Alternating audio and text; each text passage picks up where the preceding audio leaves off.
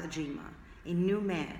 That meant to talk to him, tell him the worst of the facts, watch him, but encourage him to settle down and become a good, hardworking slave.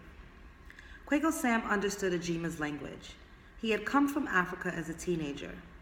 From hard, everyday sweating in the fields, Kwaku Sam had worked his way up to become head boilerman and sometimes a field gang head driver. Kwaku Sam drove the workers hard. He snooped and reported on fellow slaves. Kwaku Sam received special gifts of sugar and rum and an occasional pair of cast-off trousers from the estate owner. On the second night after Ajima's arrival, in the darkness of early night, Kwaku Sam and his family sat with him outside at the door of their hut, and in two languages, one for Ajima and plantation English for his family, the tall, big, and deep-voiced Kwaku Sam went on, as if he enjoyed reeling off consequences of trouble on the estate. All day long, he said, everybody a talk about freedom, and me say, tell me, what you know about freedom? Look upon them who turn runaways. Them live in woods, live in freedom, live in wild hog life. They always in rags. They always tired, hungry and a parched with thirst. And always the military at the heel keep them running. And when they get caught, me tell you, they get bring back. And they get beaten like a chop up meat. Me want freedom, yes. But this freedom, a expensive thing. Me still a poor man. Kwaku Sam translated what he and his wife said into African language for Ajima. His wife Fibba explained that if you behaved well, you weren't flogged. Work good, she said, you get no beating. Behave good, you get no beating. And Fibba went on telling Ajima that when an older woman was a gang driver, she was in charge of the estate's 5 to 10-year-old boys and girls. She would drive them to tend, feed, and water estate pigs, goats, poultry, and pigeons. She would make them clean out the stable, tidy up the greenhouse and food store, sweep up animal droppings, and do general light work anywhere necessary. And she would drive them to tend estate gardens. That woman driver used only a light whip. Fibba herself was driver of a second field gang. Her gang had the big girls and boys and old men and women, and did most of the hoeing and weeding. Sometimes she really had to lash somebody hard. Fibba said, work must get done, and in time. If the work not get done, me get the beating. Me glad. Fibba went on. Me daughter here, not a feelan. Then she work as kitchen hand at great house, much better. Go watch the great gang at work in a field, Kwaku Sam said.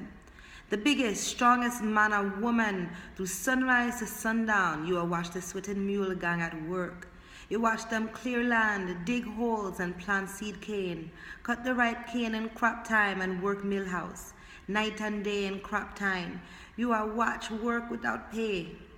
Everybody upon the estate here must work hard, Fibba pointed out with emphasis. Everybody must work hard. True, everybody. And understand, Ajima, this is a life where you have no money, you go nowhere, you have nothing, but you get used to it. A search for your extra little piece of fish head.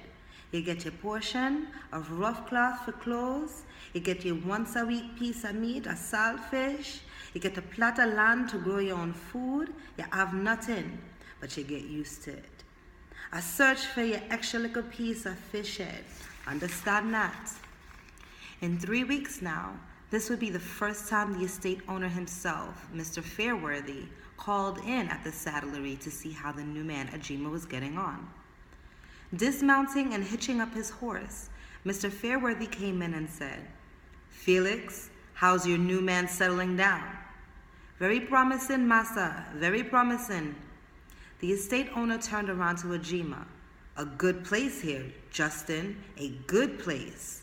And Felix translated. Ajima looked the estate owner straight in the eye and nodded with emphasis. Ajima. No, Mr. Fairworthy said. Justin, he pointed at him. You are Justin. Your name is now Justin. Felix translated Mr. Fairworthy as he talked. Ajima sighed and looked away. On Ajima's second day at the estate, Mrs. Fairworthy had come to the saddlery with her husband and remarked, "So, my dear, this is our saddlery African Justin?" "Ah," he'd said, "my dear, you just given me an idea." "What, my dear?" "The name, Justin. We shall call him Justin." Mrs. Fairworthy had laughed with amusement, and it had been made known that the name of the new African at the saddlery was Justin. Ajima hated the name and rejected it, yet it would stick. The long settled estate population preferred the name to the African one. Still looking away now, Ajima said, "Massa," and Felix took up translating him. "I am unhappy here. I have a little son, and oh, it's such a pain not to have him. Tears come like rain in my heart. My family knows nothing of my whereabouts, and I am the pride of my family. Tears, worry, and lament now fill my family's days and nights over my vanishing. My women and children plant and harvest food with me. My women and children help me with my proud work and skins. Now, I without my women and children, and they without me, all of us are sad. I gave no consent to be here. I was not a prisoner taken at war. I broke no law. I did nothing wrong to be made your slave. Massa Fairworthy, sir, my request is that, at the end of my request now, you arrange that I begin to return to my people. I need my kufuo. I need a way back to him." Taken aback, the Englishman's pink and sweaty face looked cross, as if confronted by insolence.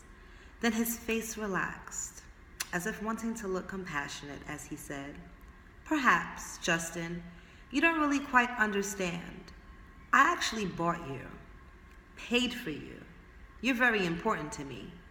You are both my cash in hand and my working cash. I bought you because I expected good business out of you, meaning profit. Now, if you were to buy yourself back, I'd look back for your purchase price, plus profit I expected to make over your whole life. Do you see that? You are in no position to bargain, are you?" Ajima's thoughts went straight to his secret gold under the heavy stone step. With no trunk or a bag or anywhere in his room to keep anything, at first opportunity, Ajima had moved the thick, heavy stone step at the back door, dug a deep hole quickly, carefully hidden his gold, and replaced the rock. "I could use the gold," he thought now. "Could use it to bargain for my freedom." Then he remembered, without knowing, he had some gold. Quaco Sam had warned him. A slave couldn't own things. Anything a slave managed to get belonged to the estate. The estate could claim it. Once they knew he had his gold, who'd stop them from taking it away? Nobody would. Nothing could stop them. In Ajima's continued silence, Mr. Fairworthy went on. "Who knows, Justin? You may well be able to buy yourself free one day, but certainly not yet." Ajima still looked at nobody. Mr. Fairworthy wondered what he was plotting. "New Africans had a way of trying to run away," he said to Felix. "Explain to him. I say he'll get used to it here. He'll soon see life here is much, much better than Africa. Tell him, too, if he ever tries to run away, he'll walk straight into the jaws of terrible, terrible beasts. Runaways live the most wretched life, always on the run in the hills and valleys of the great woods. Our military men are always hounding them.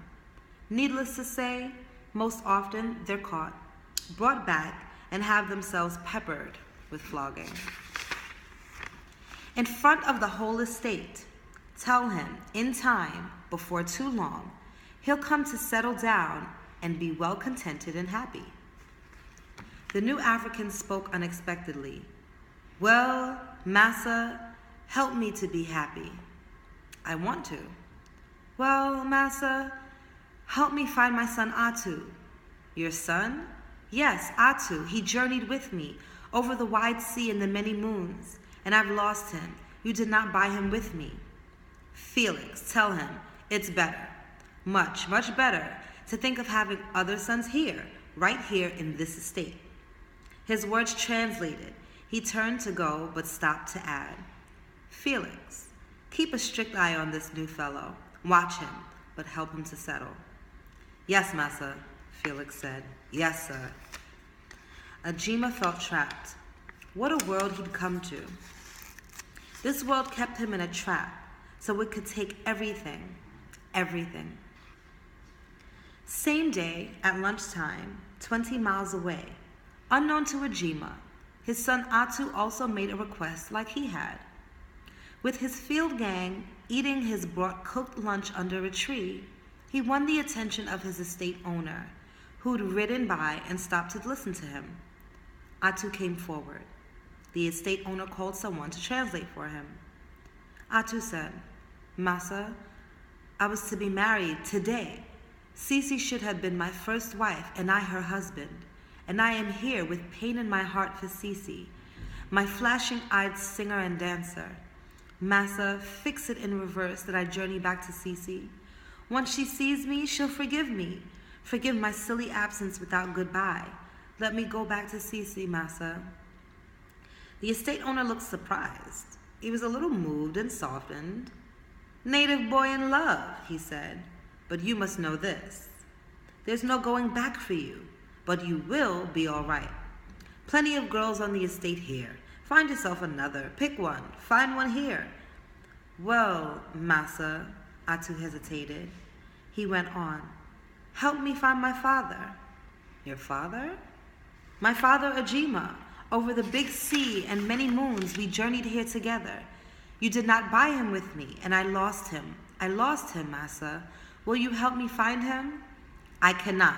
You will not find him. Impossible. Remember this. You have a new life, a much better life than in Africa. Settle down to your new life. You'll see you like it. He looked up and waved his hand. All these well-behaved people with you here, with happy smiling faces, all were once new like you. All were once new. Now, go back to lunch, and the estate owner rode away to his lunch. Atu was shattered. He stood. What a condemned life I've come into. What an imprisonment called happy. He was sweating but felt icy, as if his guts had vanished and left him empty. In bed that night, Atu's head was all full of remembering Sisi, but some other harsh, acrid feelings stuck stubbornly around his memory. Today, at work in the field, he was lashed, second time now, for not keeping up with his gang. It was the month of June. All the estate had gone mad with seed cane planting, and that streaked mark of this cowhide lash across his back was a bitter, offensive pain. I won't stand it, Atu said to himself. I will not put up with these hurts they call estate life. One day, I shall be full and wild and free, seeking revenge. But those feelings cleared. Sisi came back into his thinking. This was a wonderful relief. So, pleased, Atu grinned.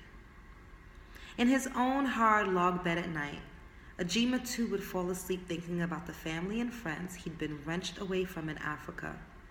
But that night he faced a terror that seized him from time to time. Lying on his back, palms of his hands under the back of his head, his eyes facing the ceiling while his dim lamp burned low, Ajima was seeing that though he lived, he didn't belong to himself and didn't belong to the people he loved, and he'd done no wrong to anybody. The truth of his position as a slave gripped him with a chilling horror. It made him feel swallowed by a nasty, horrific monster. He was now inside its belly, becoming the flesh of the monster, little by little. What of his future?